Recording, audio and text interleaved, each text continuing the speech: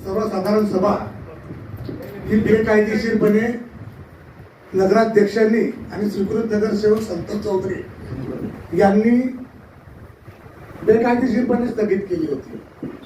कुठल्याही प्रकारचं कारण नव्हतं, कुठल्याही प्रकारचा वादविवाद नव्हता. या सभागृहामध्ये आपण साक्षीदार आहात की अनेकदा असे वाद झाले, परंतु ते 2-5 मिनिटात आपण हे केलेले आहेत शांततेत. तीच बैठक आपण 17 तारखेला घेतली. त्या 17 तारखेच्या बैठकीत आपल्या सर्व पत्रकारांना बचाव करण्यात आला आणि त्या सभागृहात येऊ दिलं गेलं नाही. तर त्या सभागृहातलं कामकाज आपल्याला समजलं पाहिजे, नेमकं त्या दिवशी काय घडलं हे आपल्याला लक्षात यायला पाहिजे.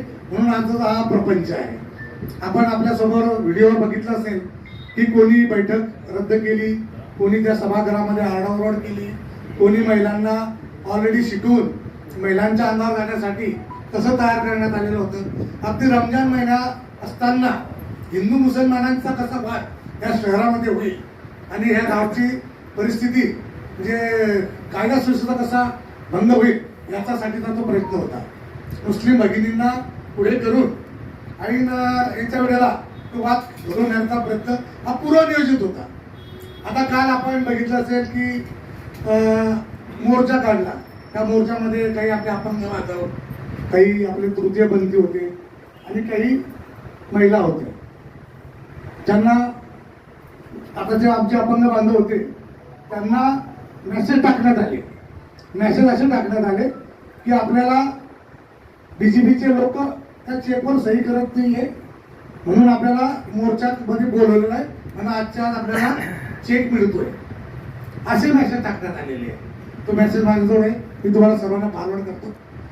अशा प्रकारे त्यांना बोलवण्यात आलं. अपंगांना, तृतीयपंथीयांना तुम्हाला आम्ही आताच घरं तुमचे मंजूर करतोय असं म्हणून त्यांनी आणलेलं आहे.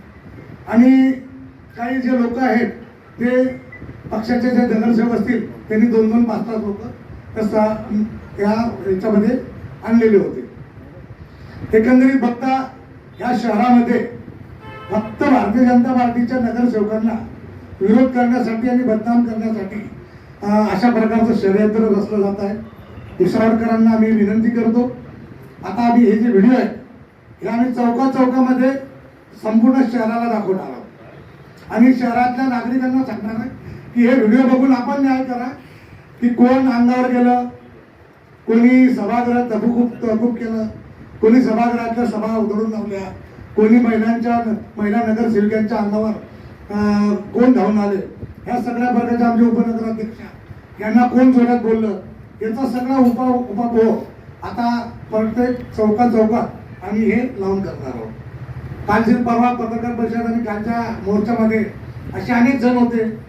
आता जगन जनोने ते आता 2-4 महिन्यापूर्वी वाटेल ते बोलत होते की त्याची कुठली म्हणजे लिमिट नाही, अशा प्रकारचं ते वक्तव्य करत होते. आणि आजच त्यांना साक्षात्कार झाला की ते सत्य शिल्पकार आहे आणि आम्ही वेगळे आहोत. ते आमच्या मंत्र्यांना प्रतिरोधक मंत्री म्हणतात.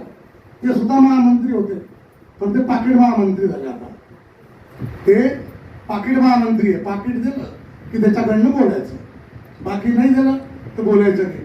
त्यात असे अनेक चेहरे होते की कोणी नाशिकवरनं फ्रॉड करून आलेलं आहे, कोणी जळगाववरनं फ्रॉड करून आलेले आहे, काही जेलमध्ये 2-2, 4-4 महिने राहून फ्रॉडमध्ये 2-2 वर्ष राहून आलेले आहे. अशा फ्रॉड लोकांना आम्ही महत्त्व देत नाही. आमचा संबंध हा विकासाशी आहे. गेल्या तुम्ही बघितलं असेल हे जेवढ्या आक्रोश मोर्चा काढतात यांना मी आवाहन करतो, गोरगरिबांचा दवाखाना तोडला गेलेला आहे, त्या संदर्भामध्ये पोलीस स्टेशनमध्ये सुद्धा तक्रार दाखल आहे. लवकरच त्याच्यावर कारवाई होणार आहे आणि यामध्ये जे जे दोषी असतील ते निश्चितपणे त्यांच्यावर पोलीस बळगा उभारण्याची आणावी. गोरगरिबांचा दवाखाना जेव्हा तोडला गेला विना अधिकारानं तेव्हा आक्रोश मोर्चा का काढला नाही? या शहराची पाणी पुरवठा योजना, ज्यातली अमृत योजनेची शेवटची पाण्याची टाकी की जिथं आतापर्यंत फाउंडेशन होऊन वर आले असते, ती टाकी तुम्ही 2 महिन्यापासून का बंद करून ठेवलेली आहे? का तुम्ही ते सुरू करू शकले नाही? जे चालू काम होतं ते का बंद केलं नाही? पहिल्या सर्वसाधारण सभेमध्ये 77 विषयांना मंजुरी दिलेली आहे. किती? 77 विषय आले. त्या 77 विषयाबद्दल आतापर्यंत एक कागद सुद्धा आणलेला नाहीये. ते मंजूर केल्यानंतर त्याची निविदा आतापर्यंत का काढली नाही?